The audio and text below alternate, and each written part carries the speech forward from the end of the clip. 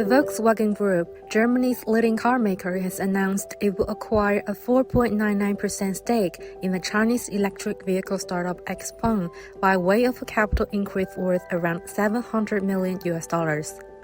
According to a technological framework agreement with Xpeng, 2 Volkswagen-branded electric models for the mid-size segment will be rolled out in 2026 in China.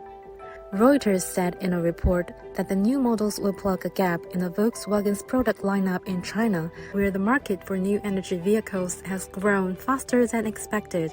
CNN reported that China is the single largest market for Volkswagen, and the German group said it is stepping up the pace of its transformation in China, where the group aims to remain amongst the top 3 in the market. The deal was a vote of confidence in the Chinese EV industry. Tu Le of Sino Auto Insights was quoted by the Financial Times as saying, Rolf Brandstatter, chairman and chief executive officer of Volkswagen Group China, said the local partnerships are an important building block in the Volkswagen Group's In China for China strategy. We are now accelerating the expansion of our local electric portfolio and at the same time preparing for the next innovation step.